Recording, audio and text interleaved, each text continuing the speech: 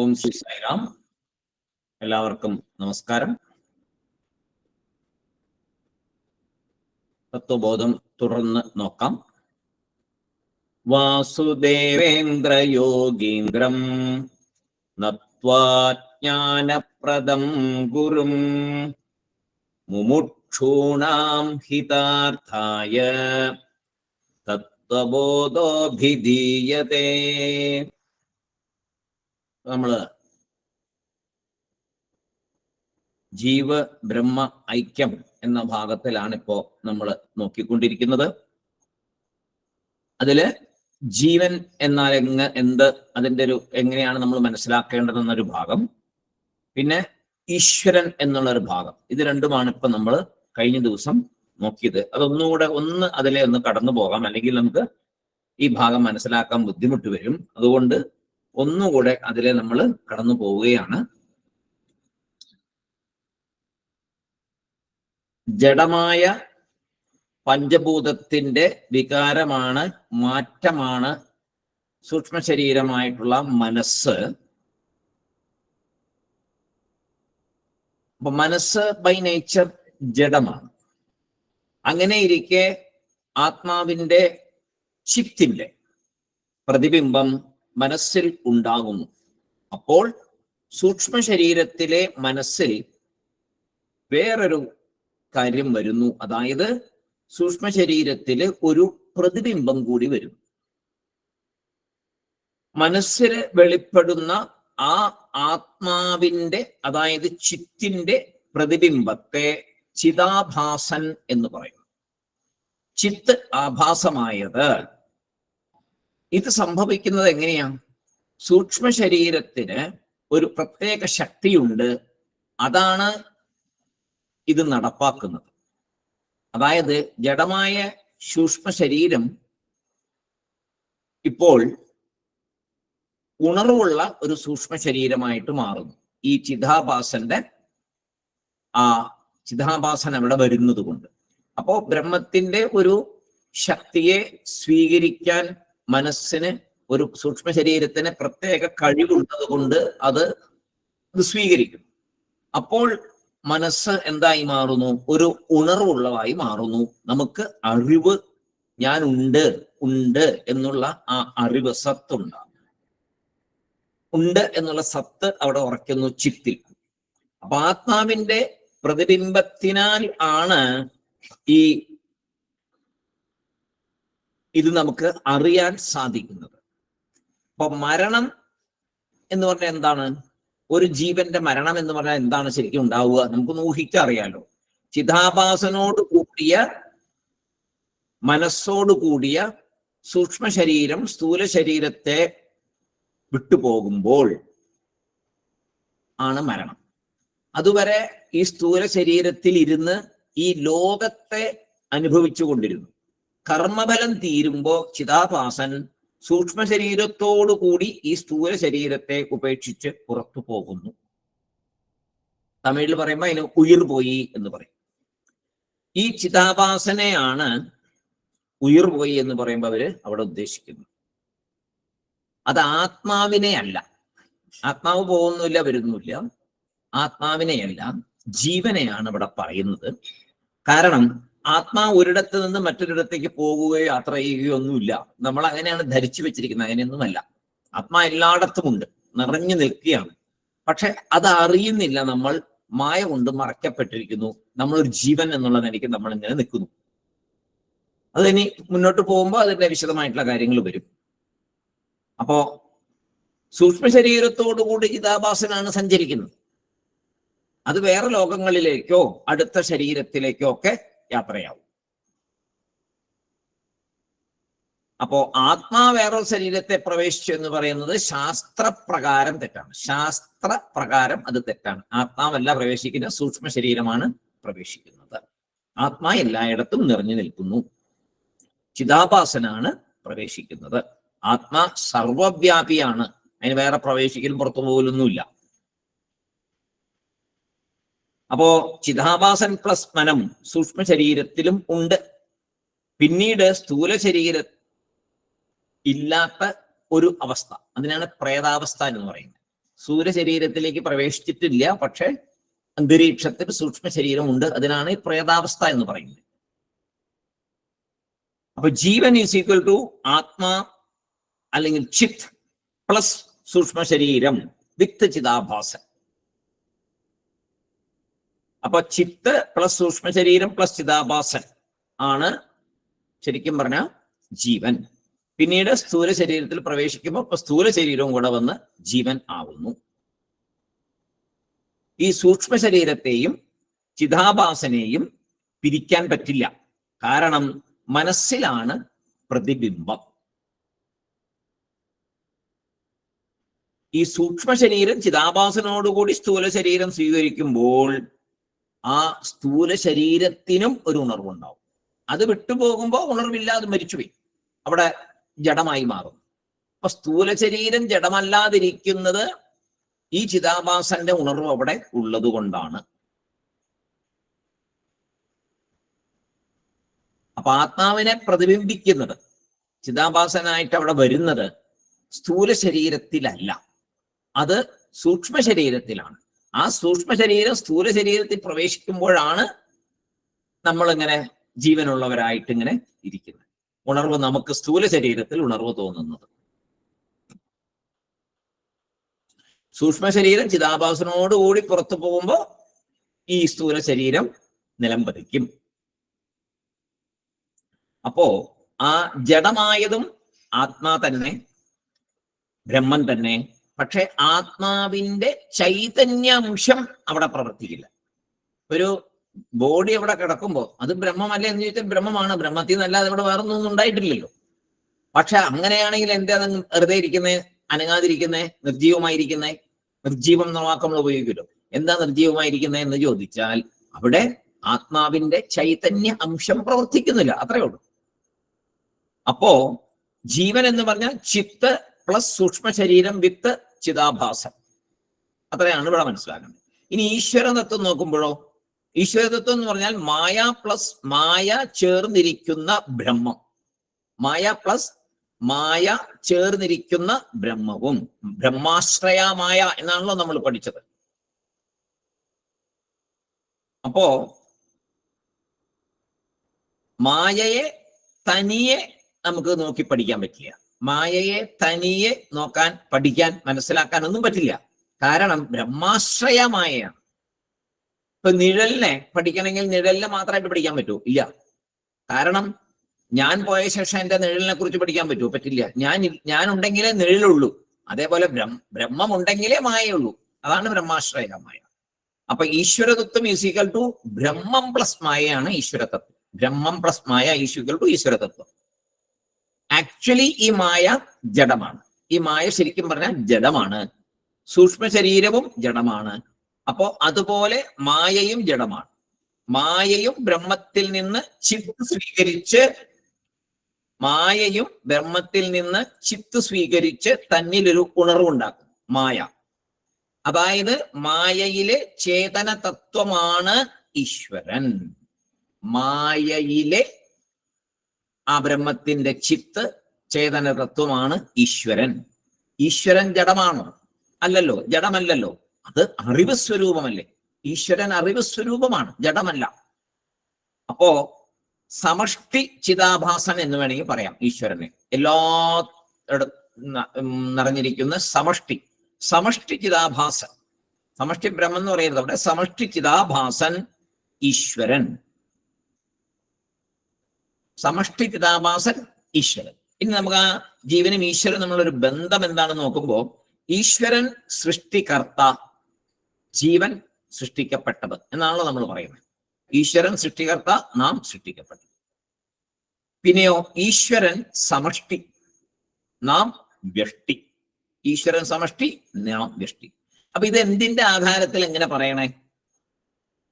കാരണം രണ്ടു പേരുടെയും പക്കലുള്ള അറിവ്, ജീവന്റെ അടുത്തും ഈശ്വരന്റെ അടുത്തും ഉള്ള അറിവ് ചിത്ത് എന്ന ബ്രഹ്മത്തിന്റെ അംശമാണ്. രണ്ടുപേരുടെ അടുത്തും ചിത്താണ്. ചിത്തിൽ നിന്നാണ്, ബ്രഹ്മത്തിന്റെ ചിത്തിൽ നിന്നാണ് രണ്ടും അറിവ് സ്വരൂപമായി മാറുന്നത്. ഈശ്വരനും അതെ, ദേവതകൾ, ഈശ്വരൻ ചിത്ത് ആണ് അവിടെ പ്രവർത്തിക്കുന്നത്. മായയിൽ ചിത്ത് പ്രവർത്തിച്ചിട്ടാണ് അതുണ്ടാകുന്നത്. പിന്നെ ഈ ചിത്ത് അങ്ങനെ പ്രവേശിച്ചപ്പോ അതിന്റെ അടിസ്ഥാനത്തിൽ ഈശ്വരൻ സർവജ്ഞനാണ്, നമ്മളോ അല്പജ്ഞന്മാരാണ്. എന്താണ് വ്യത്യാസം നമുക്ക് നോക്കാം. ഈശ്വരൻ സർവജ്ഞനാണ്, നാം അല്പജ്ഞന്മാരാണ്. മായയിലെ ചിത്ത് എല്ലാം അറിയുന്ന ആ പവറോട് കൂടിയതാണ്. മായയിലെ ചിത്ത് എല്ലാം അറിയുന്ന ശക്തിയോട് കൂടിയതാണ്. സൂക്ഷ്മ ശരീരത്തിലെ മനസ്സിലെ ചിതാഭാസൻ കുറച്ചറിവ് മാത്രമേ ഉള്ളൂ. മനസ്സിലെ ചിതാഭാസന് കുറച്ചറിവേ ഉള്ളൂ. കാരണം അജ്ഞാനം. നമ്മുടെ മനസ്സിലെ അറിവ് പൂർണ്ണമല്ല, ഒരു അജ്ഞാനമുണ്ട് അവിടെ. മായ ബന്ധനസ്ഥനാക്കുന്നവള്, നമ്മളോ ബന്ധിക്കപ്പെടുന്നവർ. മായ നമ്മളെ ബന്ധനസ്ഥനാക്കുന്നു, നാം ബന്ധിക്കപ്പെടുന്നു.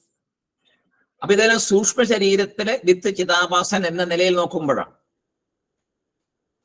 മായ അംശമായ ഈശ്വരൻ, ചിതാഭാസ സൂക്ഷ്മ ശരീരമായ ജീവൻ എന്ന് നോക്കുമ്പോൾ മേൽപ്പറഞ്ഞ റിലേഷൻഷിപ്പ് ഉണ്ട് രണ്ടുപേരും തമ്മിൽ. ഇനി മായയും മായയുടെ പക്കലുള്ള ചിതാഭാസവും സൂക്ഷ്മ ശരീരവും അതിന്റെ പക്കലുള്ള ചിതാഭാസവും രണ്ടും സ്വതന്ത്ര അല്ല, രണ്ടുപേരും സ്വതന്ത്രരല്ല. മായയുടെ അടുത്തുള്ള ചിതാഭാസനും ജീവന്റെ അടുത്തുള്ള ചിതാഭാസനും, അതായത് സൂക്ഷ്മ ശരീരത്തിലുള്ള ചിതാഭാസനും രണ്ടും സ്വതന്ത്രരല്ല. അത് മിഥ്യയാണ്. കാരണം മിഥ്യ എന്ന് പറയുമ്പോൾ നേരത്തെ നമ്മൾ പഠിച്ചു എന്താണ് മിഥ്യ. ഒറ്റയ്ക്ക് നിലനിൽപ്പില്ല, ബ്രഹ്മാശ്രയാണ്. ഒറ്റയ്ക്ക് അവർക്ക് നിലനിൽപ്പില്ല, അവർ ബ്രഹ്മത്തെ ചേർന്നിരിക്കുന്നു. അതിനാൽ അതിന്റെ ആധാരം എന്ത് എന്ന് നോക്കുമ്പോൾ നമുക്കറിയാം, ബ്രഹ്മമാണ് ഈ രണ്ട് ചിത്തിന്റെ, അതായത് മായയുടെ കൂടെയുള്ള ചിത്തിന്റെയും സൂക്ഷ്മ ശരീരത്തിൽ മനസ്സിൽ പ്രതിഫലിക്കുന്ന ചിതാഭാസൻ എന്ന ചിത്തിന്റെയും ആധാരം ബ്രഹ്മം തന്നെ. സൂക്ഷ്മ ശരീരത്തിന് ചിതാഭാസനം ആധാരം ആത്മാ, അതായത് ആത്മാ തന്നെ. ഈ പേര് തന്നെ ആത്മായാണ്. ആ ആത്മാ തന്നെ ചൈതന്യ സ്വരൂപം, അത് തന്നെ ബ്രഹ്മം.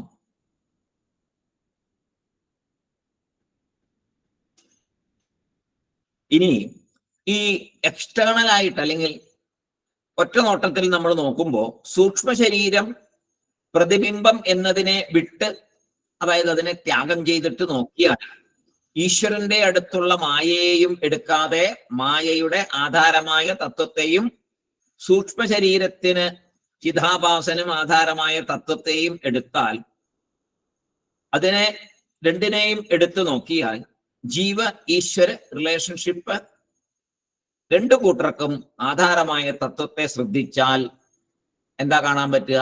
രണ്ടിനും ആധാരം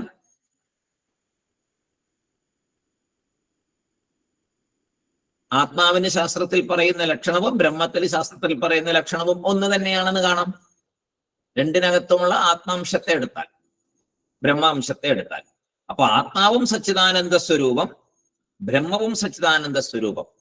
അപ്പോ ആത്മാവിന്റെ പ്രതിബിംബം ചിതാഭാസൻ എന്നിവിടെ നമ്മൾ വാക്കുപയോഗിക്കും. ആത്മാ എന്നുള്ള വാക്കാണ് ഉപയോഗിക്കുന്നത്. ഈശ്വരന്റെ അടുത്ത് ഉപയോഗിക്കുമ്പോൾ ബ്രഹ്മം എന്നുള്ള വാക്ക് ഉപയോഗിക്കുന്നു. രണ്ടും ഒന്ന് തന്നെയാണ്. നമ്മൾ തെറ്റിദ്ധരിച്ചിരിക്കുന്നു. ആത്മാ എന്നതും ബ്രഹ്മം എന്നതും രണ്ടാണെന്ന് തെറ്റിദ്ധരിച്ചിരിക്കുന്നു. രണ്ടും ഒന്ന് തന്നെ.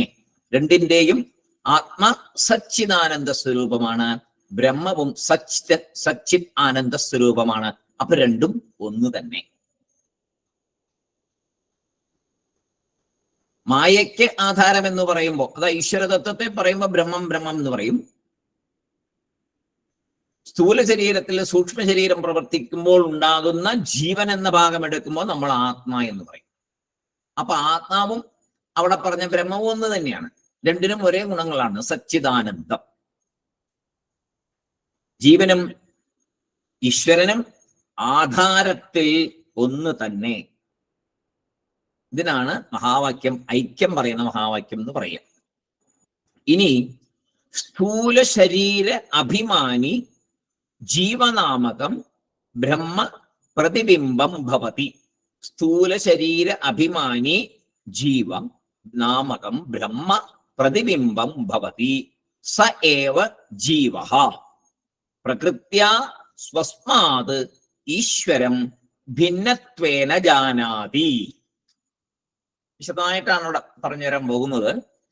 സ്ഥൂല ശരീര അഭിമാനി ജീവനാമകം ബ്രഹ്മ പ്രതിബിംബം ഭവതി.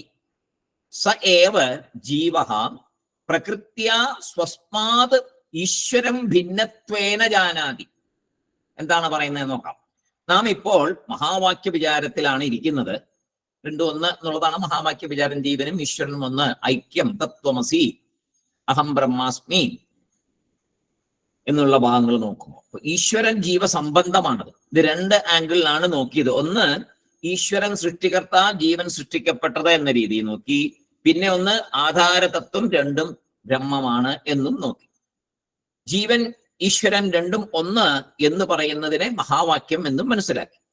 അതെപ്പോഴും ഓർമ്മ വേണം. മഹാവാക്യം എന്ന് പറഞ്ഞാൽ ഉടനെ മനസ്സിലാക്കണം ജീവബ്രഹ്മ ഐക്യത്തെ പറയുന്നതാണ്, രണ്ടല്ല എന്നുള്ള ഐക്യത്തെ പറയുന്നതാണ് എന്ന് ഓർമ്മ വരണം. ഇനി ഇവിടെ ഇതെന്താ പറഞ്ഞു നോക്കാം. സ്ഥൂല ശരീര അഭിമാനി, അതായത് നമ്മുടെ ഈ ശരീരത്തിൽ ഞാൻ എന്ന അഭിമാനത്തെ വെച്ചുകൊണ്ടിരിക്കുന്നവൻ, ശരീരത്തെ ഞാൻ എന്ന് കാണുന്നവൻ. ഞാൻ നടന്നു, ഞാൻ പോയി, എന്റെ കയ്യ്, എന്റെ കാല്, എന്റെ ശരീരം. പേര് ചോദിക്കുമ്പോ ഞാൻ ഇന്ന ആള് എന്നും പറയും. എങ്ങോട്ടാ പോയെ? അപ്പൊ ഞാൻ ഇന്ന സ്ഥലത്തേക്ക് പോയി എന്ന് പറയും. അങ്ങനെ ഞാൻ എന്നതിനെ ഈ ശരീരമായിട്ടെടുക്കുന്ന രീതിയിൽ ഞാൻ ഷർട്ട് ഇട്ടിട്ടുണ്ട്, ഞാൻ കണ്ണാടി വെച്ചിട്ടുണ്ട്, ഞാൻ കറുപ്പാണ്, ഞാൻ വെളുപ്പാണ്. അങ്ങനെ ഈ ശരീരത്തെ ഞാൻ എന്ന് പറയുന്നതാണ് ശരീര അഭിമാനം എന്ന് പറയുന്നത്. ജീവനാമകം, ജീവൻ എന്ന പേരോട് കൂടിയവനാണ് ആര്? സ്ഥൂല ശരീര അഭിമാനി ജീവനാമകം, ജീവൻ എന്ന പേരോട് കൂടിയവനാണ്. ഇനിയോ ബ്രഹ്മപ്രതിബിംബം ഭവതി, അവൻ ബ്രഹ്മത്തിന്റെ പ്രതിബിംബമാകുന്നു. ബ്രഹ്മത്തിന്റെ, അതായത് ആധാരത്തിന്റെ പ്രതിബിംബമാകുന്നു. ശരിക്കും ജീവൻ എന്ന് പറയുമ്പോൾ അത് ജഡമല്ല.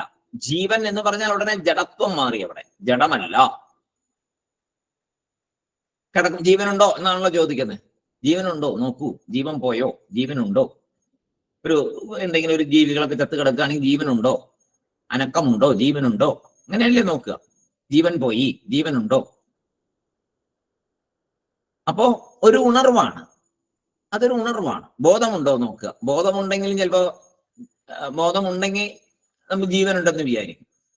അപ്പൊ ജീവനുണ്ടെങ്കിലും ചിലപ്പോൾ ബോധം ഉണ്ടായിക്കൊള്ളുന്നില്ല. അപ്പൊ അതുകൊണ്ട് ആ വാക്ക്, ബോധം എന്നുള്ള വാക്ക് നമ്മൾ വിചാരിക്കുന്ന അർത്ഥത്തിലുള്ള ബോധമല്ല. വേറെ കുറച്ചുകൂടെ അകത്തേക്ക് ഇന്നർ മീനിങ് ഉള്ളതൊരു വാക്കാണ് ശരിക്കും ബോധം എന്ന് പറഞ്ഞാൽ.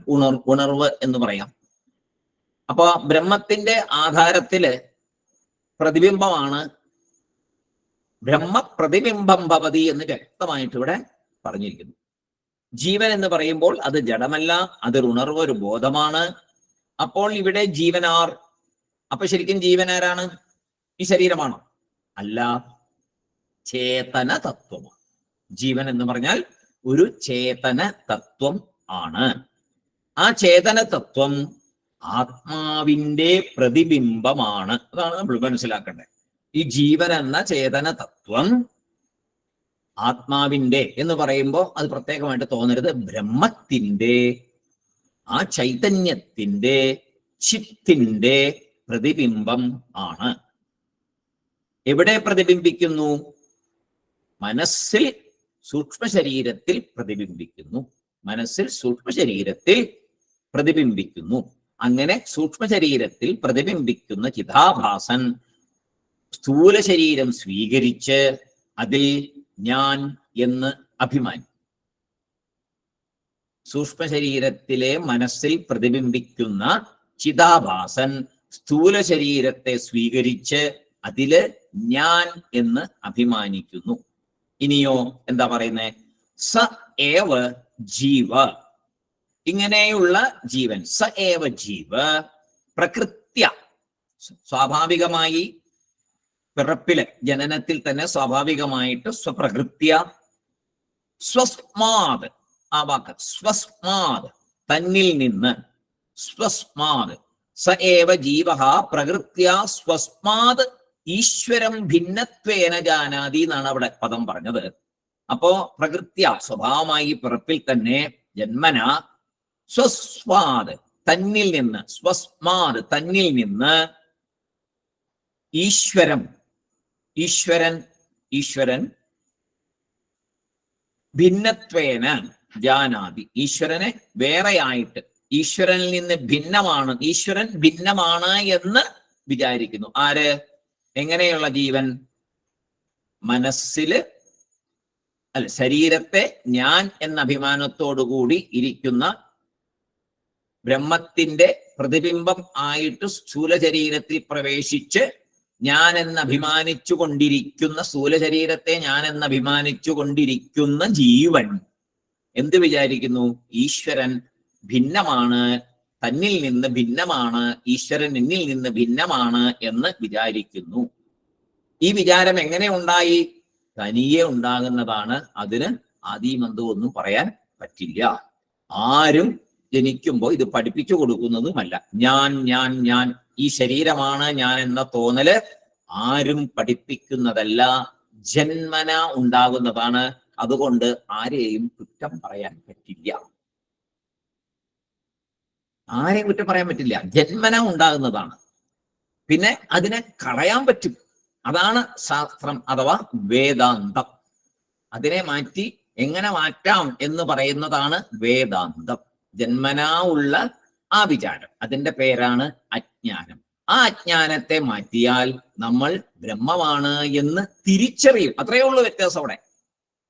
ബ്രഹ്മമായി മാറുകയൊന്നുമല്ല, ഒറിജിനലി ബ്രഹ്മമാണല്ലോ, അതിനെ തിരിച്ചറിയും. അജ്ഞാനം നീങ്ങുമ്പോ തിരിച്ചറിയും. അതിന് ഒരു കഥ പറയാറില്ലേ, പണ്ട് 10 പേര് പുഴ കടക്കുമ്പോ എണ്ണി കഴിയുമ്പോ 9 പേരെ ഉണ്ടായിരുന്നുള്ളൂ.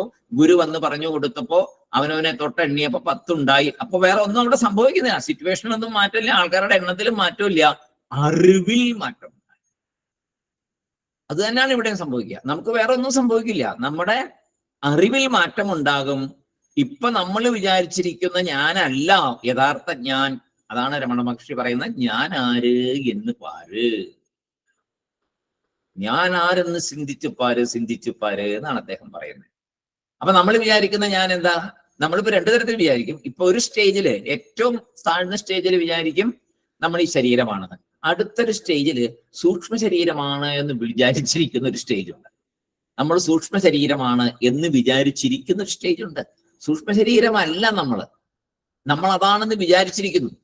അപ്പൊ അതിനാണ് ഈ സൂക്ഷ്മ ശരീരത്തിനാണ് എന്ത് ചെയ്യുന്നത്? ശ്രാദ്ധവും കാര്യങ്ങളൊക്കെ ചെയ്യുന്നത്. ബലിയിടുന്നതൊക്കെ എന്തിനാണ്? സൂക്ഷ്മ ശരീരത്തിനാണ്. സൂക്ഷ്മ ശരീരത്തിന് ബലിയും കാര്യങ്ങളൊക്കെ ഉണ്ട്. അപ്പൊ സന്യാസിമാര് ശരിക്കും നമ്മൾ അവരെ ഒരു എന്താ പറയാ, അവർക്ക് മോക്ഷം കിട്ടി എന്നുള്ളതായത് സ്ഥിതപ്രജ്ഞ എന്നുള്ള അവസ്ഥയിൽ അവരെത്തി എന്ന് നമ്മൾ കണക്കാക്കും. ജീവൻ മുക്തനായിട്ട് നടക്കുന്നവര്, അവധൂതന്മാര്, അവർക്കൊന്നും ബലിയിടുന്ന പ്രശ്നമില്ല. കാരണം അവർ ബ്രഹ്മാവസ്ഥയിലേക്ക് എത്തിക്കഴിഞ്ഞതാണ്. സൂക്ഷ്മ ശരീരത്തിലുണ്ടെങ്കിലേ ഈ മറ്റു കാര്യങ്ങളൊക്കെ വരുന്നുണ്ട്. അപ്പോ നമ്മൾ ശ്രാദ്ധം ചെയ്യുന്നത് സൂക്ഷ്മ ശരീരത്തിന്. കാരണം നമുക്ക് അതിനെക്കുറിച്ച് അറിയില്ല. അത് എത്ര കാലം അങ്ങനെ സൂക്ഷ്മ ശരീരം അങ്ങനെ നടക്കും, അതിനെപ്പോ അജ്ഞാനം മാറി ജ്ഞാനം എപ്പോ ലഭിക്കും? നമ്മുടെ കൂടെ ഉണ്ടായിരുന്ന ആൾക്കാരാണ്, അവരുടെ സൂക്ഷ്മ ശരീരമാണ്. അവർക്ക് എപ്പോൾ ആ സൂക്ഷ്മ ശരീരങ്ങൾക്ക് എപ്പോൾ ജ്ഞാനം ലഭിക്കും? ഏത് ശരീരത്തിൽ കൂടി പോയി എവിടെ കിട്ടും? അവർ ചെയ്ത പാപപുണ്യം അനുസരിച്ച് എവിടെ പോകും? ഇതൊന്നും നമുക്കറിയില്ല. ഇതിനൊക്കെ കുറെ പുരാണങ്ങളിൽ കുറെ കാര്യങ്ങൾ പറഞ്ഞിട്ടുണ്ടെന്നല്ലാതെ നമുക്കതൊന്നും കണക്കാക്കി എടുക്കാനൊന്നും പറ്റില്ല. അതുകൊണ്ട് ഒരു 3 തലമുറയെ അങ്ങനെ വിചാരിച്ചിരിക്കുകയാണ്. ശാസ്ത്രം ഒരു 3 തലമുറയെ പറഞ്ഞിരിക്കുകയാണ്. എത്രയോ കാലം കൊണ്ട് ഈ ശരീരം വേറൊരു ശരീരം എടുക്കും എന്നുള്ളൊരു കണക്കുകൂട്ടലില് 3 തലമുറയ്ക്ക് ആണ് സാധാരണ തർപ്പണം എന്ന് പറഞ്ഞ സംഭവമൊക്കെ ചെയ്യുക. 3 തലമുറയ്ക്കാണ് ചെയ്യുക.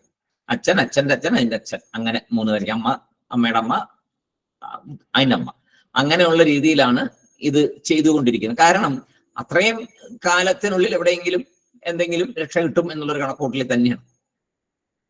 അപ്പൊ അതാണ് ഈ സൂക്ഷ്മ ശരീരത്തിന്റെ കളി. അപ്പൊ നമ്മള് ഈ സൂക്ഷ്മ ശരീരമായി നിൽക്കരുത്. നമ്മൾ അവിടെ നിന്ന് അതിനെ ഭേദിച്ച് കിടക്കണം. അത് പറയാലോ, എന്താണ് നമ്മൾ ഓരോ ദിവസവും നമ്മൾ ഭേദിക്കുന്നുണ്ട്, പക്ഷെ തിരിച്ച് നമ്മൾ ഇങ്ങോട്ട് വരുന്നു. അറിഞ്ഞുകൊണ്ടല്ല ഭേദിക്കുന്നത്. അതുകൊണ്ടാണ്. എങ്ങനെയാണ് ഓരോ ദിവസം ഭേദിക്കുന്നത്? ഫസ്റ്റ് സ്റ്റേജിൽ സ്ഥൂലത്തെ വിടുന്നുണ്ട്. എപ്പോഴാണ്? സ്വപ്നം കാണുമ്പോൾ ഈ സ്ഥൂലത്തെ വിട്ടു. ഉറങ്ങാൻ കിടന്ന് ഉറങ്ങി തുടങ്ങുമ്പോൾ സ്ഥൂലത്തെ വിട്ടു. സ്ഥൂലത്തിൽ ഒരു പിടിയില്ല നമുക്ക്. അതാണ് ചിലപ്പോൾ വന്ന് തട്ടി വിളിച്ചാലും നമ്മൾ എണീക്കുന്നില്ല, അറിയുന്നില്ല. മേത്തുകൂടെ ചിലപ്പോൾ പാമ്പ് വരെ മേത്തുകൂടെ ഒക്കെ കയറി ഇറങ്ങി പോയാലും അറിയുന്നില്ല. അങ്ങനെ സംഭവിക്കുന്നുണ്ടല്ലോ. അപ്പൊ സ്ഥൂലത്തെ വിട്ടിരിക്കുകയാണ്. പിന്നെ അടുത്തതിൽ എന്താ ഉണ്ടാവണേ? സൂക്ഷ്മത്തിലാണ് നമ്മൾ ഈ സ്വപ്നമൊക്കെ കാണുന്നത്. അപ്പൊ സൂക്ഷ്മ ശരീരം ഉപയോഗിച്ച് എല്ലാ കാര്യങ്ങളും ചെയ്യുന്നുണ്ട്. സകലം സ്ഥൂല ശരീരം കൊണ്ട് ചെയ്യുന്ന സകല പ്രവൃത്തികളും, പേടി, പിന്നെ അസാമാന്യ ധൈര്യം, പിന്നെന്താ സങ്കടം, കരച്ചില്, പിന്നെ നല്ല സ്വാദറിയുന്നുണ്ട്, സംഗീതം കേൾക്കുന്നുണ്ട്. ഇതൊക്കെ സൂക്ഷ്മ ശരീരം ഉപയോഗിച്ച് ചെയ്യുന്നുണ്ട്. അതാണ് ശാസ്ത്രം പഠിച്ചാലുള്ള ഗുണം. ഇതൊക്കെ അറിയാൻ പറ്റും. ഇത് ഈ ശാസ്ത്രം പഠിച്ചില്ലെങ്കിൽ നമുക്കിത് അറിയാൻ പറ്റും. നമ്മൾ ഏത് ശരീരം കൊണ്ടാണ് കേൾക്കണേ നമ്മൾ വിചാരിച്ചിരിക്കും നമ്മൾ ഈ സ്ഥൂലം കൊണ്ട് തന്നെയാണെന്ന് വിചാരിച്ചിരിക്കും. ആക്ച്വലി സ്ഥൂലമല്ലല്ലോ, സൂക്ഷ്മ ശരീരം കൊണ്ടല്ലേ ഇതൊക്കെ ചെയ്യുന്നതും കേൾക്കുന്നതും ഒക്കെ.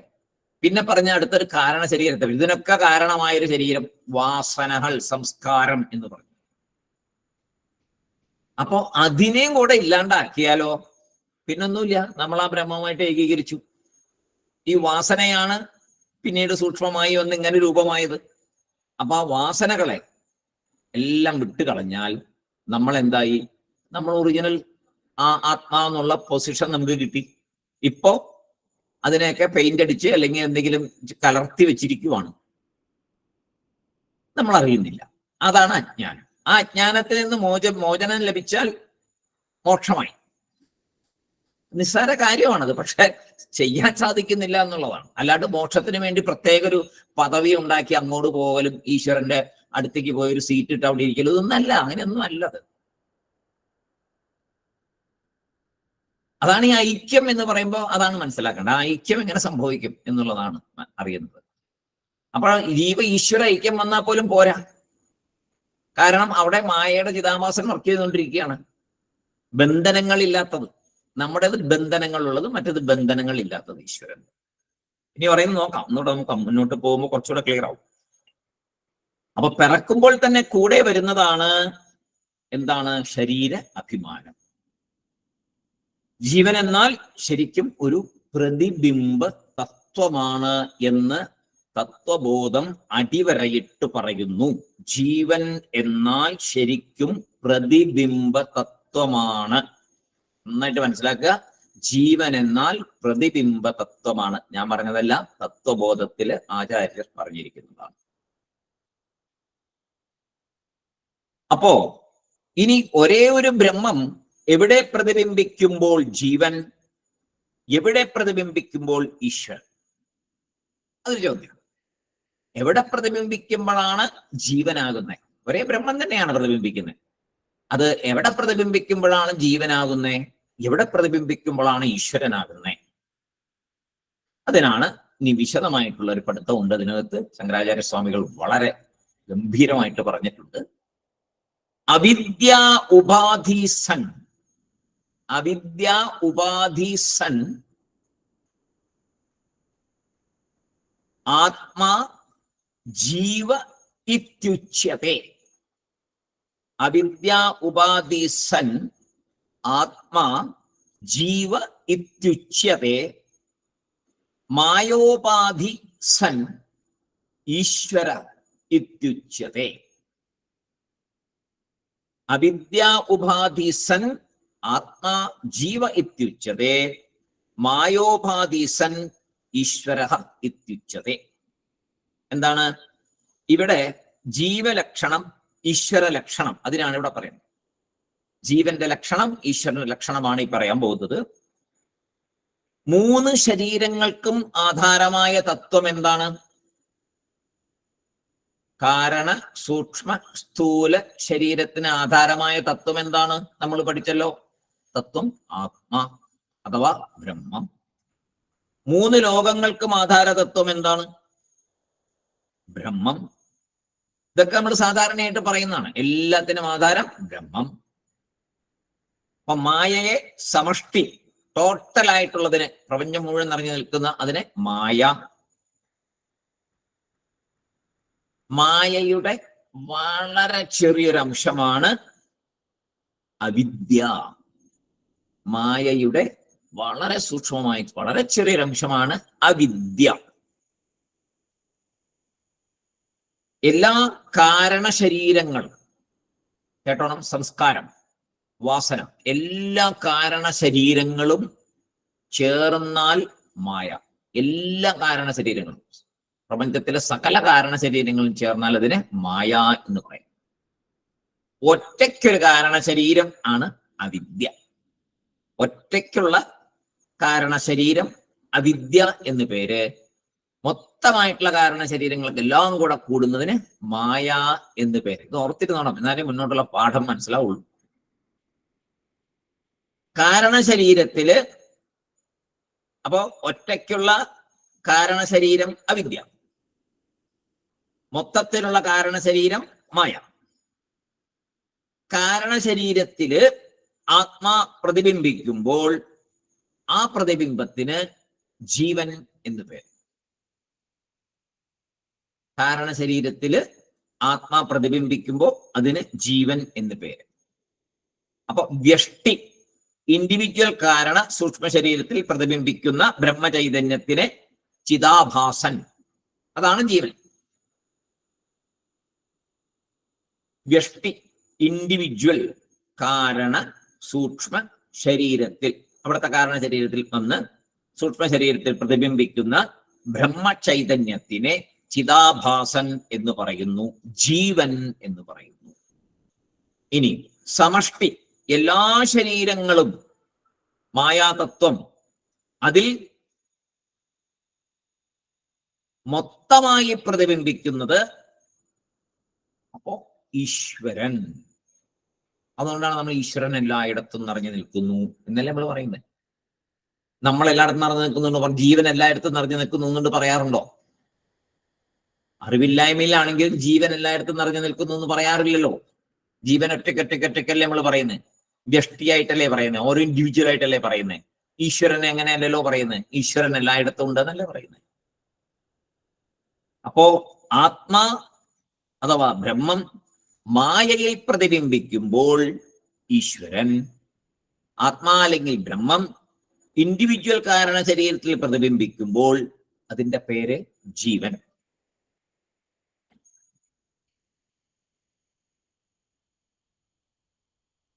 കാരണശരീരം, സൂക്ഷ്മ ശരീരം, സ്ഥൂല ശരീരം, ഇത് ആരുടെ അടുത്തുണ്ട്? ജീവന്റെ അടുത്തുണ്ട്. ഈശ്വരന്റെ അടുത്തോ എന്താണുള്ളത്? മായ സത്വരജതമങ്ങളോട് കൂടെ. നേരത്തെ പഠിച്ചത് ഓർക്കണേ, സത്വരജതമോ ഗുണങ്ങള് നമ്മൾ പഠിച്ചു, നേരെ പഞ്ചീകരണമൊക്കെ പഠിച്ചു. ആ ഭാഗങ്ങളൊക്കെ ഓർമ്മ വന്നാൽ ഇത് മനസ്സിലാവുള്ളൂ. ഈശ്വരന്റെ അടുത്ത് മായയുണ്ട് സത്വരജതമങ്ങളോടുകൂടെ. അപ്പൊ ഈ പ്രതിബിംബം എങ്ങനെ ഉണ്ടായി എന്നാൽ, കാരണ സൂക്ഷ്മ ശരീരമുള്ളതിനാൽ അവിടെ മനസ്സിൽ പ്രതിബിംബിച്ചു, അത് ജീവൻ.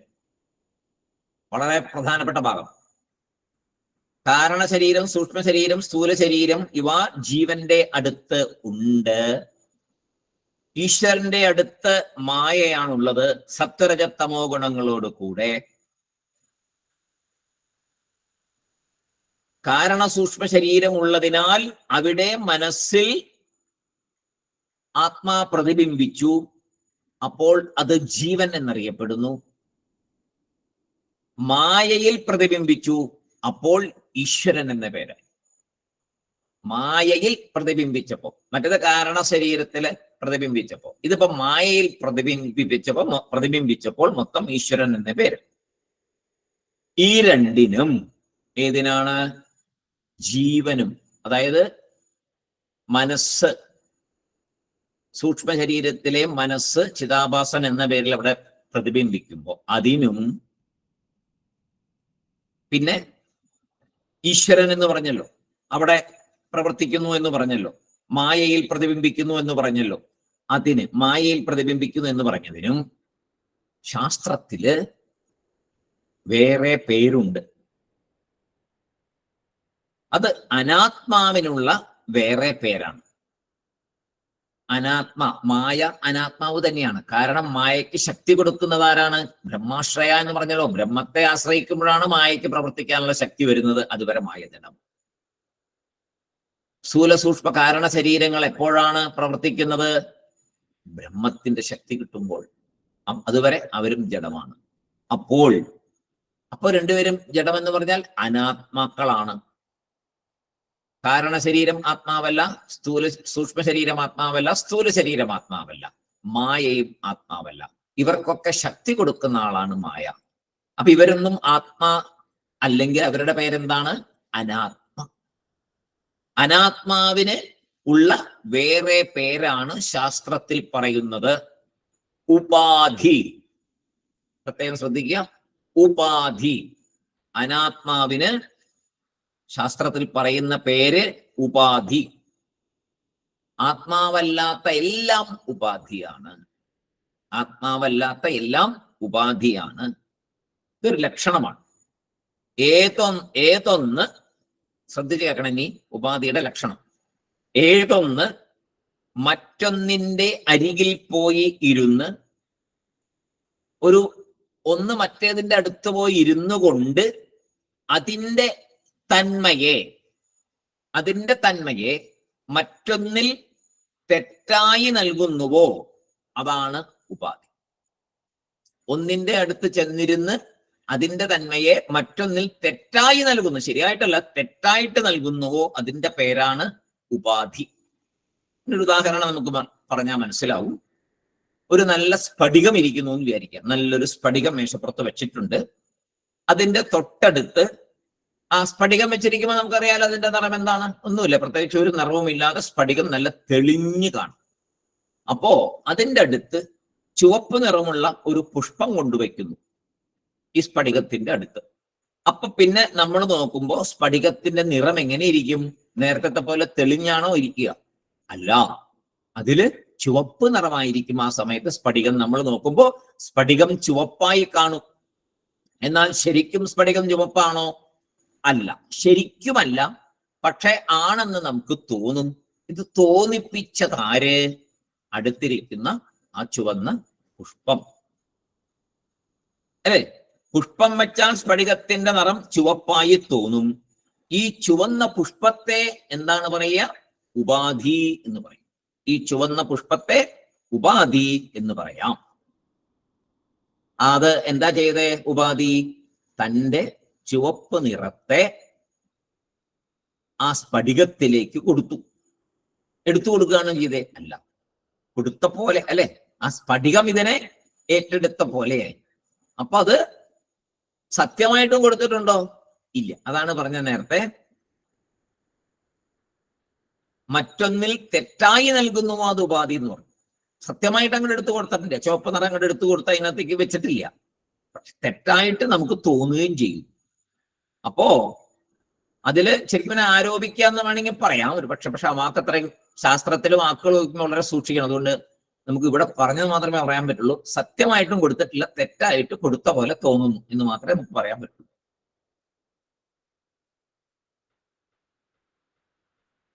പക്ഷേ ഇതിന് ഉപാധി എന്ന് പറഞ്ഞു ഈ പൂവിന്. ഇനി തുണിയിൽ അഴുക്ക് പിടിച്ചിട്ടുണ്ടെന്ന് വിചാരിക്കുക. ഇപ്പൊ ചുവന്ന മഷി തുണിയിൽ വീണു, അവിടെ അഴുക്ക് പിടിച്ചു.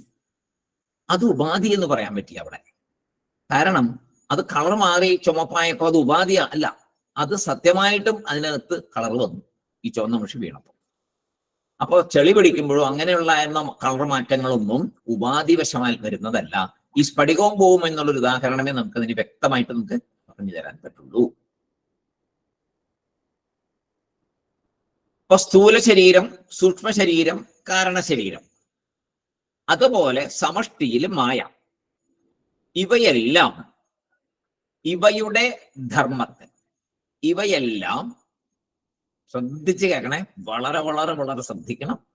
സ്ഥൂല ശരീരം, സൂക്ഷ്മ ശരീരം, കാരണശരീരം, അതുപോലെ സമഷ്ടിയിലെ മായ, ഇവ എല്ലാം ഇവയുടെ ധർമ്മത്തെ, ഇവരെല്ലാവരും ഇവയുടെ ധർമ്മത്തെ, പൂവിന്റെ ചുവന്ന നിറത്തെ പോലെ ആത്മാവിൽ ഉള്ളതുപോലെ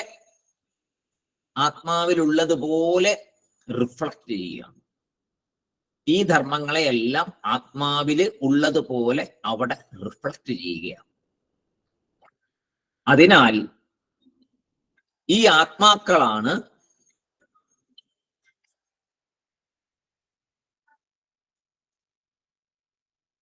സ്ഥൂല ശരീരം, സൂക്ഷ്മ ശരീരം, കാരണ ശരീരം, അതുപോലെ സമഷ്ടിയിൽ മായ, ഇവകളെല്ലാം ഇവയുടെ ധർമ്മത്തെ ആത്മാവിടം ഉള്ളതുപോലെ റിഫ്ലക്റ്റ് ചെയ്യുന്നു. അതിനാൽ ഈ അനാത്മാക്കളാണ് ഉപാധി. അതിനാൽ ഈ അനാത്മാക്കൾ ഇവരൊക്കെയാണ് ഉപാധി. ചുവന്ന പൂവിനെ പോലെ, ചുവന്ന പൂവ് സ്ഫടികത്തില് റിഫ്ലക്റ്റ് ചെയ്ത പോലെ ഈ അനാത്മാക്കള് അവരുടെ ധർമ്മത്തെ റിഫ്ലക്റ്റ് ചെയ്യിക്കുന്നു. ആത്മാവിൽ റിഫ്ലക്റ്റ് ചെയ്യിക്കുകയാണ് ചെയ്യുന്നത്. മനസ്സിലായി കാണുമെന്ന് വിചാരിക്കുന്നു. ഒന്നുകൂടെ പറയാം. ഉപാധി എന്നാൽ ഏതൊന്ന് മറ്റൊന്നിന്റെ അരികിൽ പോയി ഇരുന്നു കൊണ്ട് അതിന്റെ തന്മയെ മറ്റൊന്നിൽ തെറ്റായി നൽകുന്നുവോ അതിന്റെ പേര് ഉപാധി. ഉദാഹരണത്തിന് ഒരു സ്ഫടികം മേശപ്പുറത്ത് വെക്കുക. അത് നല്ല തെളിഞ്ഞ സ്ഫടികം തെളിഞ്ഞിരിക്കുന്നു. അതിൻ്റെ അടുത്ത് ഒരു ചുവന്ന പൂവ് കൊണ്ടുവയ്ക്കുമ്പോൾ ആ പൂവിന്റെ ചുവപ്പ് നിറം സ്ഫടികത്തില് നമ്മൾ നോക്കുമ്പോൾ സ്ഫടികം ചുവന്നതായി കാണുന്ന പോലെ ആ സ്ഫടികത്തെ ചുവപ്പ് നിറമുള്ളതുപോലെ തോന്നിപ്പിക്കുന്നത് ആര്? ഉപാധിയായ ചുവന്ന പൂവ്. സത്യമായിട്ടും ആ ചുവന്ന നിറം സ്ഫടികത്തിൽ കൊടുത്തോ? ഇല്ല. തെറ്റായിട്ട് അടുത്തിരുന്നപ്പോ ഉള്ളതുപോലെ അവിടെ പ്രതിബിംബിക്കുന്നു എന്ന് മാത്രം. അതുപോലെ സ്ഥൂല സൂക്ഷ്മ കാരണ ശരീരങ്ങളും സമഷ്ടിയിലെ മായയും അവരുടേതായ ധർമ്മത്തെ ആത്മാവിനടുത്ത് അവരുടെ കയ്യിലുള്ളതുപോലെ, അവരുടെ കയ്യിൽ എങ്ങനെയാണോ അതുപോലെ, എന്താ വെച്ചാൽ ചുവന്ന പൂവ് അവനവന്റെ ചുവപ്പ് നിറത്തെയാണല്ലോ ചെയ്തത്, അതുപോലെ അതേപോലെ ഇവിടത്തെ ധർമ്മങ്ങളെ അതുപോലെ ഉള്ളതുപോലെ, എന്തൊക്കെ ധർമ്മങ്ങളാണോ ഉള്ളത് അതുപോലെ തന്നെ റിഫ്ലക്ട് ചെയ്യുന്നു. അതിനാൽ ഈ അനാത്മാക്കൾ ആണ് ഉപാധി. അവയുടെ ധർമ്മത്തെയാണ് ആത്മാവിൽ റിഫ്ലക്ട് ചെയ്യിക്കുന്നത്. അല്ലെങ്കിൽ റിഫ്ലക്ട് ചെയ്യാന്ന് പറയാൻ അങ്ങനെ നമുക്ക് അവിടെ തോന്നുന്നത്, അവിടെ ആ എന്താ പറയാ ചുവന്ന നിറം അവിടെ തോന്നിയതുപോലെ ആത്മാവില് ഈ ധർമ്മങ്ങളെ നമുക്ക് തോന്നിപ്പിക്കുന്നു. അപ്പോ കാരണശരീരം, സൂക്ഷ്മ ശരീരം, സ്ഥൂല ശരീരം എന്നിവ ആത്മാവിന് ഉപാധിയായിരിക്കുന്നു. അതുകൊണ്ടാണ് നാം സ്ഥൂല സൂക്ഷ്മ ശരീരങ്ങളുടെ തന്മയെ ഞാൻ ഞാൻ ഞാൻ എന്ന് പറയുന്നത് നമ്മുടെ തെറ്റല്ല. അജ്ഞാനമാണ് അതിന് കാരണം. അജ്ഞാനമാണ് ഈ ഉപാധിയുടെ റിഫ്ലക്ഷൻ. അപ്പൊ നമ്മൾ എന്തുകൊണ്ട് ആത്മാവായ ഞാൻ, നമുക്ക് ചോദ്യം അതാണ് നമ്മുടെ ചോദ്യം. ആത്മാവായ ഞാൻ എന്തുകൊണ്ടത് അറിയുന്നില്ല? ജന്മനാ തന്നെ ഞാൻ ഇതും കൊണ്ടാ വരുന്നത്, ഈ റിഫ്ലക്ഷൻ കൊണ്ടാ വരുന്നത്. സ്ഥൂല സൂക്ഷ്മ കാരണ ശരീരങ്ങൾ ഉപാധിയായതിനാൽ അവരുടെ ധർമ്മങ്ങളെ ആത്മാവിൽ വെച്ചിട്ടാണ്, ആത്മാവിൽ വെച്ച് അതാണ് ഞാൻ എന്ന് പറഞ്ഞാണ് നമ്മൾ വന്നുകൊണ്ടിരിക്കുന്നത്. എത്രയോ ജന്മങ്ങൾ അങ്ങനെ തന്നെയാണ് നമ്മൾ കടന്നു പോകുന്നത്. എപ്പോഴോ വലിയ ഈശ്വരന്റെ, സാക്ഷാൽ ജഗതീശ്വരന്റെ ബ്രഹ്മത്തിന്റെ തന്നെ അനുഗ്രഹം കൊണ്ട് എപ്പോഴെങ്കിലും ഏതെങ്കിലും ഒരു ജന്മത്തിൽ ഏതെങ്കിലും ഒരു ഗുരുവിന്റെ അടുത്ത് നിന്ന് ഏതെങ്കിലും ഒരു എന്താ പറയാ എപ്പോഴോ കിട്ടിയ ആരുടെയോ ഒരു വലിയ അനുഗ്രഹം കൊണ്ട് ഉള്ളില് ഞാൻ ആരാണ് എന്ന് അറിയണമെന്ന തോന്നല്, എന്താണ് ഈ ജീവൻ, നമ്മൾ ആരാണ്, മരണം എന്താണ്, എന്താണ് ഇവിടെ സംഭവിക്കുന്നത്, സൃഷ്ടി എന്താണ്, ആരാണ് ഇതിന്റെ പുറകില്, ഈ ശക്തി എന്താണ്, ഈ ഋതുക്കൾ ഉണ്ടാകുന്നത് എങ്ങനെയാണ്, ഓരോരോ സമയത്തും ഓരോ കാലാവസ്ഥകൾ മാറി മാറി വരുന്നു, മഴ പെയ്യുന്നു, കടലിൽ നിന്ന് നീരാവിയായി പോകുന്നു, ആരാണ് ഇതിന്റെ ഒക്കെ പുറകില്? അതേമാതിരി വായു എത്ര മലിനം വന്നാലും പിന്നെയും അതിങ്ങനെ ശുദ്ധമായിരിക്കുന്നു. ജലം ഇങ്ങനെ ഇഷ്ടംപോലെ ജലം, അഗ്നി, ഇങ്ങനെ എന്താ പറയാനില്ല. നമ്മൾ കാണുന്നതെല്ലാം അത്ഭുതമാണ്. പുറത്ത് കാണുന്നത് മുഴുവൻ നമ്മളെ അതിശയിപ്പിക്കുന്ന കാര്യങ്ങളാണ് കണ്ണു തുറന്നു നോക്കിയാൽ. അപ്പോൾ ഇതെല്ലാം ആര്, ഇതിന്റെ പുറകിലാര്? പക്ഷെ ഇതിന്റെ പുറകിലൊക്കെ ഒരു നിയമം പ്രവർത്തിക്കുന്നതും നമ്മൾ കാണുന്നുണ്ട്. ഇതിന്റെ പുറകിൽ ഒരു നിയമം പ്രവർത്തിക്കുന്നുണ്ട്. അപ്പൊ ആ നിയമം ഉണ്ടാക്കിയതാര്? ഇതൊക്കെ നമ്മുടെ ഈ അറിവുകളൊക്കെ വേണം എന്നൊരു തോന്നൽ ഈശ്വരാനുഗ്രഹം കൊണ്ടേ ഉണ്ടാവുകയുള്ളൂ. അപ്പോഴാണ് ശരിക്കും ഞാൻ ആരാണ്. നമ്മൾ ഈ അമ്പലത്തിൽ പോകുന്നു, ഈശ്വരനെ തൊഴുന്നു, ഈശ്വരൻ ഈശ്വരൻ ഈശ്വരൻ എന്ന് പറയുന്നു. അതാരാണ്? എന്താണ്? ഞാൻ ഈശ്വരനോട് പ്രാർത്ഥിക്കുന്നു, ഈശ്വര എന്നെ അനുഗ്രഹിക്കണമെന്ന്. അപ്പൊ ഞാനും ഈശ്വരൻ തമ്മിൽ എന്താണ് ബന്ധം? ഞാൻ ഈശ്വരന് വഴിപാട് സമർപ്പിക്കുന്നു, ഈശ്വരന് പ്രസാദം വെക്കുന്നു, ഈശ്വരനെ പൂജിക്കുന്നു. ആരാണ് ഈ ഈശ്വരൻ? എന്താണ് എനിക്കും ഈശ്വരൻ തമ്മിലുള്ള വ്യത്യാസം? ഇതൊക്കെ അറിയാൻ എന്താ വഴി? സ്കൂളിൽ പോയാൽ പറ്റുമോ? ഒന്നും പറ്റില്ല. ശാസ്ത്രം പഠിച്ചാലേ പറ്റുള്ളൂ, വേദം പഠിച്ചാലേ പറ്റുള്ളൂ. വേദത്തിലേക്ക് ചെന്ന് വേദാന്തം കൈകാര്യം ചെയ്യുമ്പോൾ ഈ കാര്യങ്ങളൊക്കെ കുറേശ്ശെ മനസ്സിലാവും. ഈ ജന്മത്തിൽ അല്ലെങ്കിൽ അടുത്ത ജന്മത്തിൽ ഇതിന്റെ ബാക്കി കിട്ടും. അപ്പൊ ഇപ്പൊ കുറച്ച് മനസ്സിലാക്കാറുണ്ട്. തീർച്ചയായിട്ടും നമുക്ക് കുറച്ച് മനസ്സിലാക്കാനുള്ള ഭാഗ്യം ഉണ്ടായി എന്ന് വേണം പറയാൻ. ഒന്നും അറിയാത്തിടത്തുനിന്ന് ഇത്രയും വരെ വന്നില്ലേ? എന്തെല്ലാം ഓരോരോ കാര്യം. അതായത് ഈ ശരീരമല്ല എന്നുള്ളത് ഉറപ്പായി, സൂക്ഷ്മ ശരീരമല്ലെന്നുള്ളതും ഉറപ്പാകണം, കാരണ ശരീരവുമല്ലെന്ന് ഉറപ്പാകണം.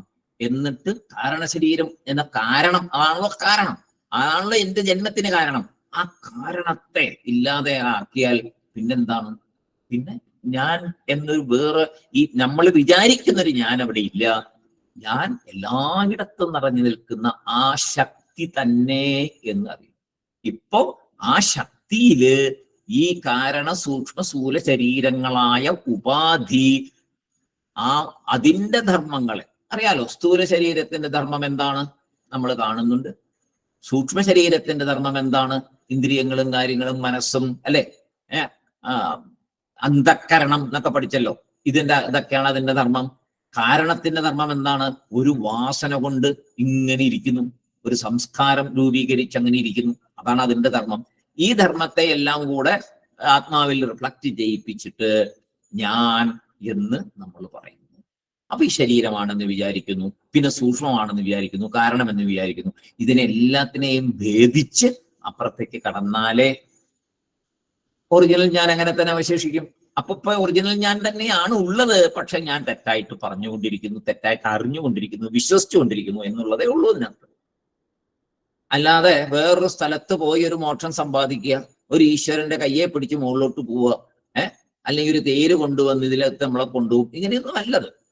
അതൊക്കെ ഇതിന്റെ മഹത്വം കാണിക്കാൻ വേണ്ടി പറയുന്നതാണ്. ആ അവസ്ഥയുടെ മഹത്വത്തെയാണ് ഇങ്ങനെ വിഷ്ണു പാർഷദന്മാര് വരുന്നു, അവർ തേരി കയറ്റി കൊണ്ടുപോകുന്നു എന്നൊക്കെ പറയുന്നത്. ഇതിന്റെ മഹത്വം, ആ തിരിച്ചറിവിന്റെ മഹത്വം, അതിനാണ് അതൊക്കെ പറയുന്നത്. അപ്പൊ അതാ വേദാന്തമാണ് ശരിക്കും പഠിക്കേണ്ടത്. പുരാണങ്ങളിൽ കൂടി ഒരു വഴി ആണ് അതിലേക്ക് വരുന്നത്. പുരാണം ഒരു വഴി കാണിച്ചു തരികയാണ്. അങ്ങനെയാണ് കാര്യങ്ങൾ, അങ്ങനെയൊക്കെ പറഞ്ഞു തരും, നമുക്ക് വഴികൾ കാണിച്ചു തരും.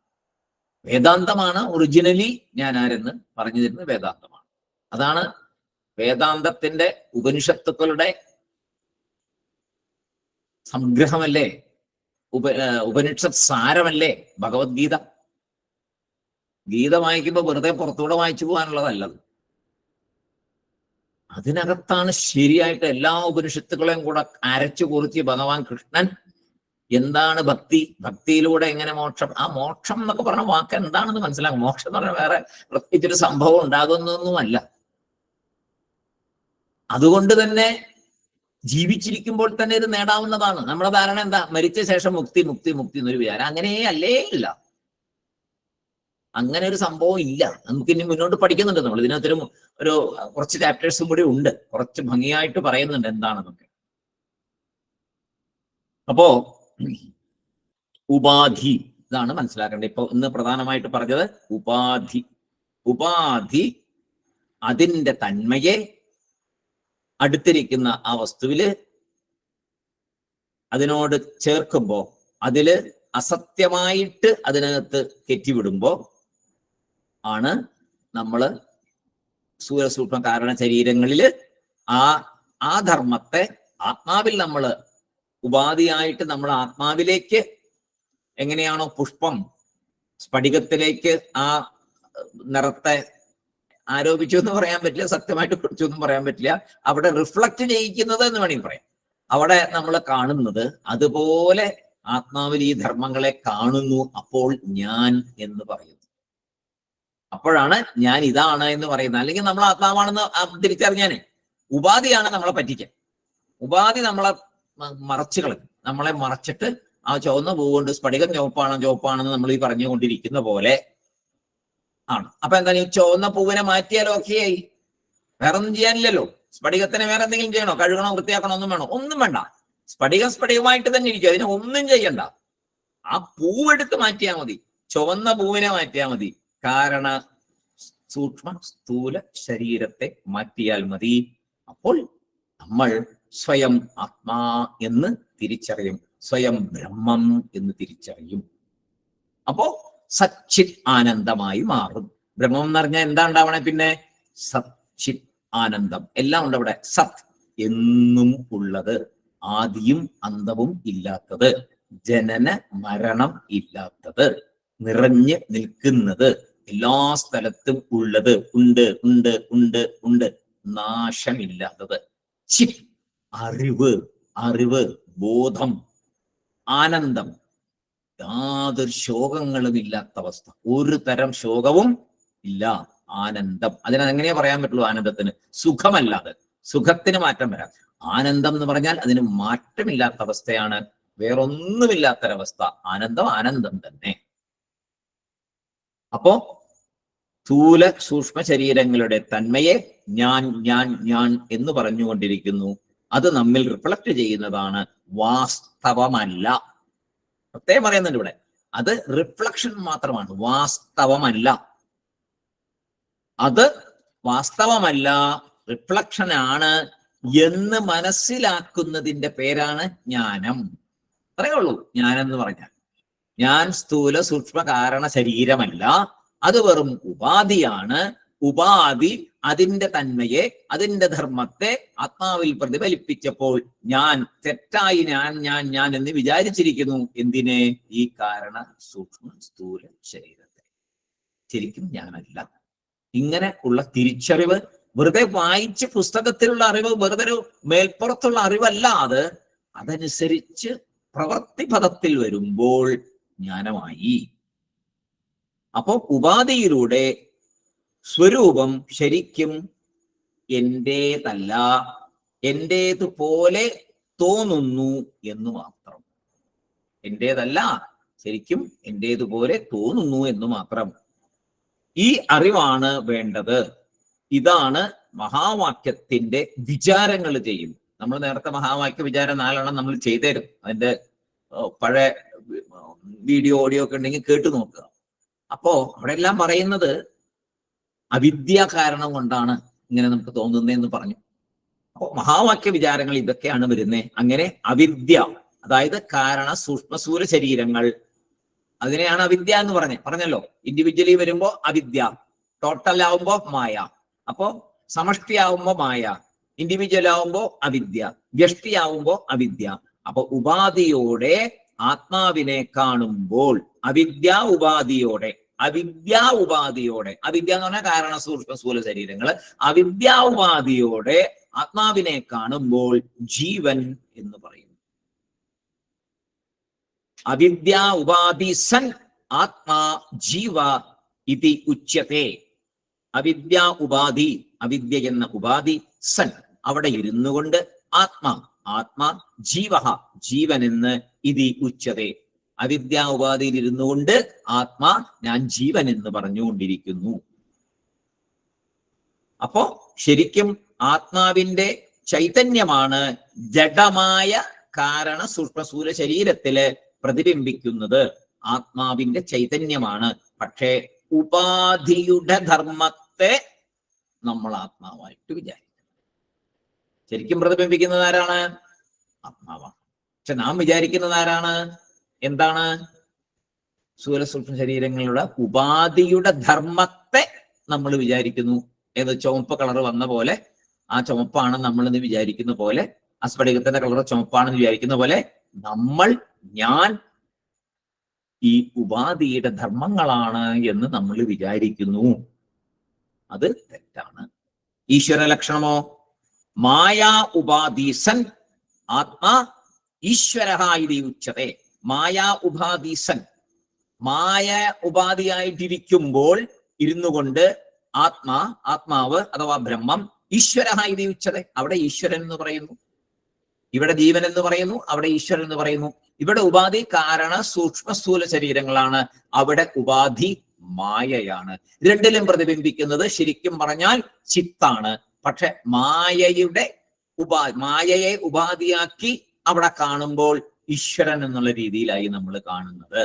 ഇവിടെ കാരണ സൂക്ഷ്മ ശരീരങ്ങളുടെ ധർമ്മത്തെ ഉപാധിയായി ആ ധർമ്മത്തെ, ആ ഉപാധിയുടെ ധർമ്മത്തെ നമ്മൾ ആത്മാവിൽ വെച്ച് നോക്കുമ്പോ, അങ്ങനെ കാണുമ്പോ നമ്മൾ ഞാൻ എന്ന് പറയുന്നത് ഈ സ്ഥൂല ശരീരങ്ങളുടെ ധർമ്മത്തെ ആവുമ്പോൾ എന്തായി? ജീവനായി.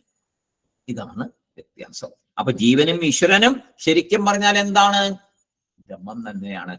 ഉപാധിയാണ് ഈ വ്യത്യാസത്തെ നമുക്ക് ഉണ്ടാക്കി ചെയ്യുന്നത്. ഉപാധിവശാൽ ആണ് രണ്ടും രണ്ടായിട്ട് തോന്നുന്നത്. ഭിന്നത്വം എങ്ങനെ വരുന്നു എന്നാണല്ലോ ചോദിച്ചത്. എങ്ങനെയാണ് ഞാൻ വേറെ ഈശ്വരൻ വേറെ തോന്നിയത്? ഇതുകൊണ്ടാണ് മായ അവിടെ ഈശ്വരൻ എന്ന് തോന്നിപ്പിച്ചു. മായയുടെ ധർമ്മത്തെ ആത്മാവിൽ ആരോപിച്ച് അവിടെ ഈശ്വരൻ. ഇവിടെ കാരണ സൂക്ഷ്മ സ്ഥൂല ശരീരങ്ങൾ അവയുടെ ധർമ്മത്തെ ആത്മാവിൽ ആരോപിച്ചപ്പോൾ ജീവൻ. അപ്പൊ ശരിക്കും പറഞ്ഞാൽ ഈ ഉപാധി രണ്ടിൽ നിന്നും ഉപാധി പോയാലോ രണ്ടും ബ്രഹ്മം. അപ്പോ രണ്ടും ഐക്യം, രണ്ടും ഒന്ന്. നമ്മുടെ സമയം ആയി. ഇന്ന് ഇത്രയും കാര്യങ്ങൾ വീണ്ടും വീണ്ടും വീണ്ടും വീണ്ടും ഒന്ന് മനനം ചെയ്യുക. മനനം ചെയ്യാം. ഇതൊക്കെ മനനം ചെയ്താലേ പറ്റുള്ളൂ. മനനം എന്ന് പറഞ്ഞാൽ നമുക്ക് ഇതൊക്കെ കേൾക്കുമ്പോൾ സംശയങ്ങൾ ഒരുപാട് മനസ്സിൽ വരും. ആ സംശയം തീർക്കാനായി വീണ്ടും വീണ്ടും ഗ്രന്ഥത്തിനകത്തേക്ക് പോകുക, വീണ്ടും വീണ്ടും കേൾക്കുക, തന്നെത്താൻ ചിന്തിക്കുക. അങ്ങനെ ഒരു ഉറപ്പിലെത്തുന്നതാണ് മനനം. അപ്പൊ അങ്ങനെ ചെയ്താലേ ആത്മതത്വം ശരിക്കും മനസ്സിലാക്കാൻ പറ്റുള്ളൂ. മനനം വളരെ നിർബന്ധമാണ്. സംശയം ഉണ്ടാകും, സംശയത്തെ മാറ്റലാണ് മനനം. ശ്രവണമാണ് ഇപ്പൊ നമ്മൾ ചെയ്തുകൊണ്ടിരിക്കുന്നത്. മാക്സിമം ശ്രവണം ചെയ്ത് മാക്സിമം മനനം ചെയ്താലേ ഇനി നിധിധ്യാസനം എന്ന ഭാഗത്തേക്ക് പോകാൻ പറ്റുള്ളൂ. അതും കൂടെ ആകുമ്പോഴേ അങ്ങോട്ട് ചെല്ലും. അപ്പോൾ അത് പിന്നെ ഇരിക്കട്ടെ. ഏതായാലും ഇത്രയും കാര്യങ്ങൾ നമുക്ക് മനസ്സിലാക്കാൻ സാധിച്ചതിന് ഭഗവാനോട് ആയിരം ആയിരം ആയിരം നന്ദി പറയുന്നു. ഇങ്ങനൊരു അവസരം ഭഗവാൻ ഒരുക്കി തന്നതിന്. ഈ ജീവിതത്തിൽ ഈ ശരീരം വിട്ടു പോകുന്നതിന് മുമ്പ് ഇനിയും കുറേ കാര്യങ്ങൾ മനസ്സിലാക്കാൻ ഭഗവാൻ അനുഗ്രഹിക്കട്ടെ എന്ന് പ്രാർത്ഥിക്കുന്നു. എല്ലാവരുടെ പാദങ്ങളിൽ നമസ്കരിക്കുന്നു. എല്ലാവർക്കും സായിരാം. പൂർണ്ണമദ പൂർണ്ണമിദം പൂർണ്ണാത് പൂർണ്ണമുദച്യത്തെ പൂർണ്ണസ്യ പൂർണ്ണമാദായ പൂർണ്ണമേവാവശിഷ്യത്തെ. ഓം ശാന്തി ശാന്തി ശാന്തി. അടുത്ത